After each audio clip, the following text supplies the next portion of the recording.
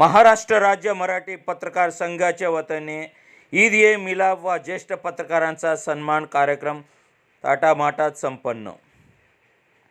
महाराष्ट्र राज्य मराठी पत्रकार संघाचे राज्य संघटक श्री संजयजी बोकरे, प्रदेश अध्यक्ष श्री वसंतजी मुंडे यांच्या मार्गदर्शनाखाली संघाचे राज्य सरचिटणीस श्री विश्वासराव आरोटे यांच्या संकल्पनेतून संपूर्ण महाराष्ट्रात ईद मिलाप कार्यक्रम आयोजित करून मुस्लिम समाजातील ज्येष्ठ पत्रकारांचा सन्मान करावा असे आदेश जारी केल्यानंतर महाराष्ट्र राज्य मराठी पत्रकार संघ कोकण विभाग अध्यक्ष श्री नितीन शिंदे व सरचिटणीस डॉक्टर श्री किशोर बलिराम पाटील यांच्या वतीने भिवंडी शहरातील पद्मश्री अण्णासाहेब जाधव विद्यालय भिवंडी येथे सोमवार दिनांक 16 मई रोजी सकाळी 11 वाजता सदर कार्यक्रमाचे आयोजन करण्यात आले।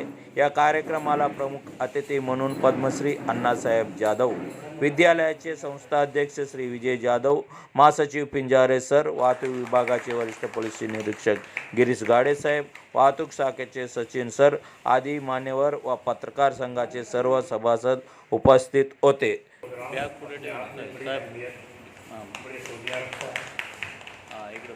हमारा आप जानते हैं पत्रकारिता, अखबार नवेशी या नामानिगारी ये इतना बड़ा पेशा है कि हम एक साथ जहाँ एक अच्छी कम्युनिटी, एक साले मुआशरा तश्कील करने में अपना बेहतरीन योगदान दे सकते हैं, वहीं पर हम एक साथ अपने परवरदिगार को राज़ी करने के लिए भी इस पत्रकारिता को एक माध्यम बना सकते हैं।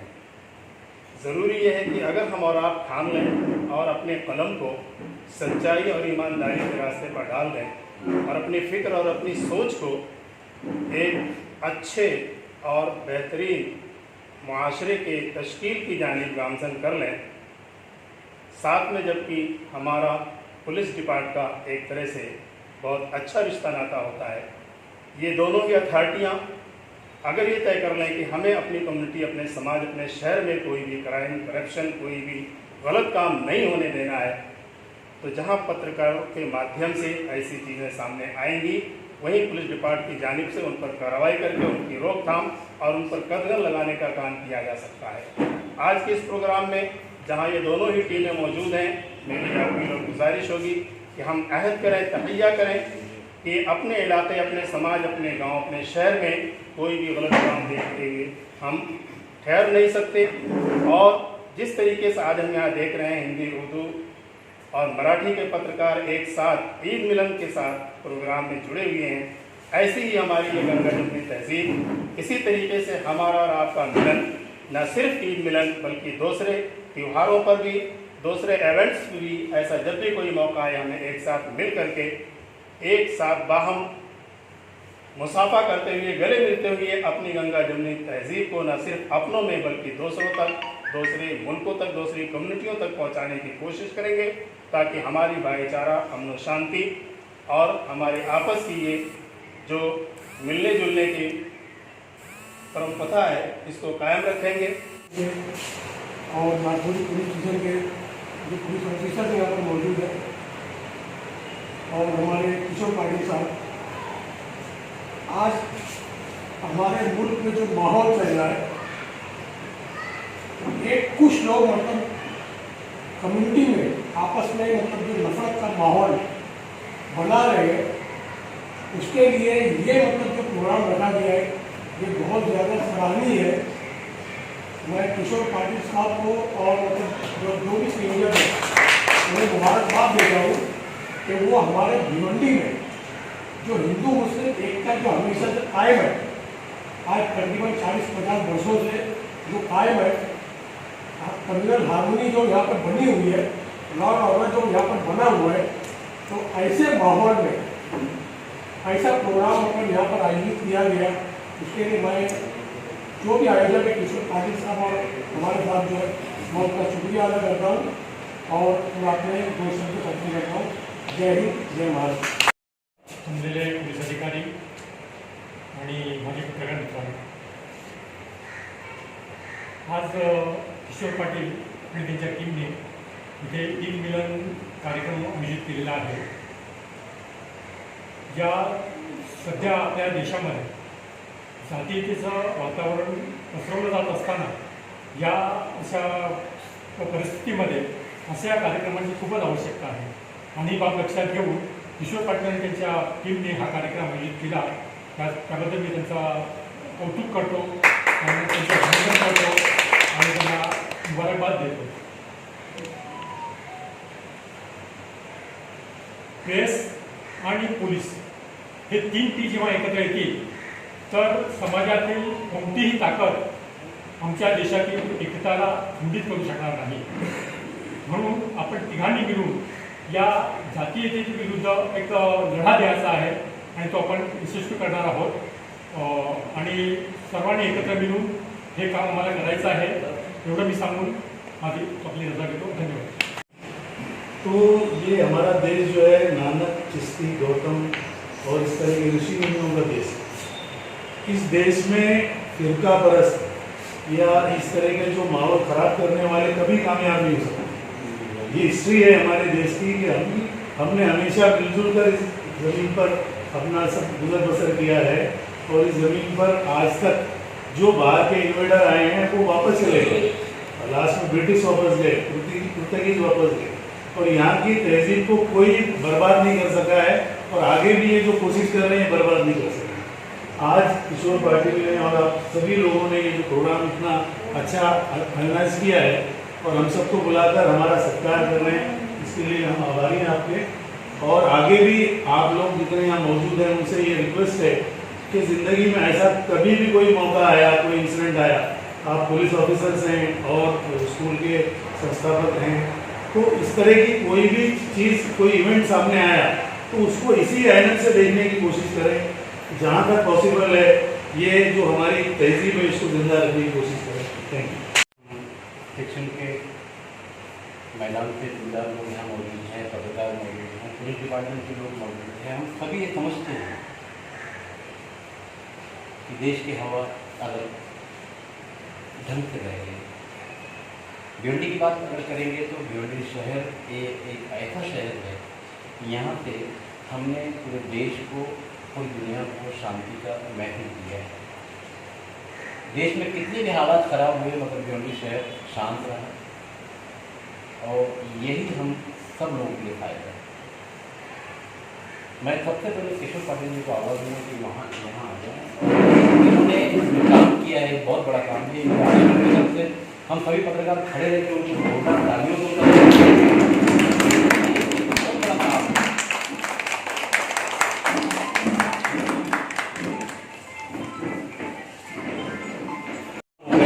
मगर हिंदुस्तानी नहीं रहे, ऐसा मुझे लगता है. छोटे छोटे बच्चे अब बहुत कुछ सोचने लगे कि क्या होगा. मैं सिर्फ इतना ही कहूँगा कि बस किसी ने आपको कहा है कि अरे इंसान तेरी कहानी कितनी है. अगर तू खुदा को मानता है तो जब तू दुनिया से जाएगा तो कब्रिस्तान की गहराई करीब करीब 4 फीट होगी. और अगर तू भगवान को मानता है तो जब दुनिया से जाएगा तो जब शमशान में तेरा अंतिम संस्कार होगा तो उसकी ऊंचाई भी करीब करीब 4 फीट होगी. अरे इंसान बस तेरी कहानी इतनी ही है तो कुछ ऐसा करके जा कि दुनिया तुझे तेरे जाने के बाद भी सलाम करे. जय हिंद. राज्य संघटक संजयजी भोकरे,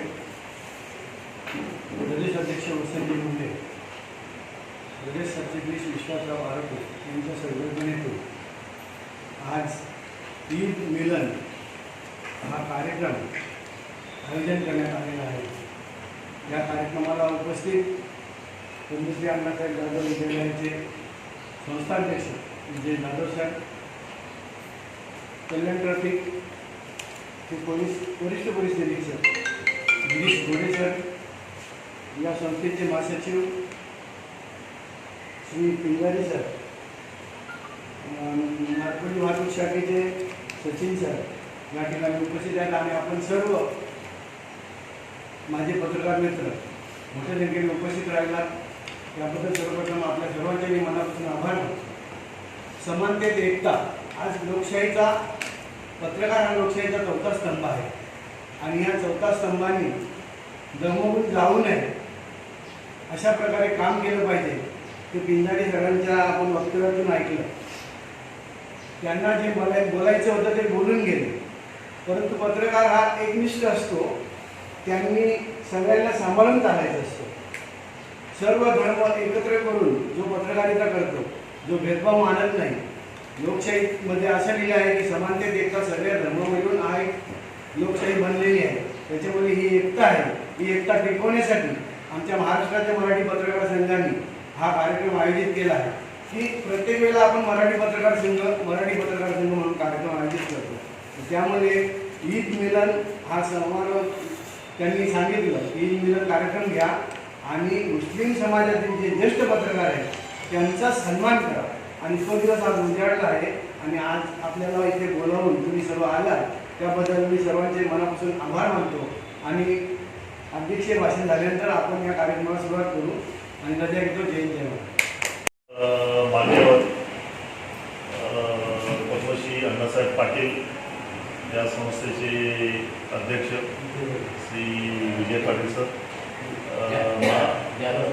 विजय जाधव सर, महासचिव इंगळे सर, तसेच सर्व पत्रकार मित्रांनो, कार्यक्रम फार सुंदर संकल्पना आहे कार्यक्रमाची. या दृष्टिकोनातून दोन्ही धर्म किंवा पत्रकार यांचा सन्मान करणं आणि त्यांना पुढे जाण्यास किंवा चांगलं लिहिण्यासाठी प्रवृत्त करणं हा फार सुंदर संकल्पना आहे. मुलांना आपण सगळ्यांनी सांगितलेलं आहे की पत्रकार हा लोकशाहीचा चौथा स्तंभ आहे. सध्याची परिस्थिती अशी पाहता की खूप वर्ष झाले लोकशाहीला खूप प्रकारचे वारे येतात जातात, लोकशाही डळमळीत होते वगैरे आहे, हा प्रकार आहे. पण तरीसुद्धा अजून या भारत देशामध्ये लोकशाही टिकून आहे आणि लोकशाही टिकायला कोणता तरी तिणका पण आवश्यकता असतो. तसाच पत्रकार हा एक तिणका आहे, म्हणजे लोकशाहीचा एक चौथा स्तंभ आहे.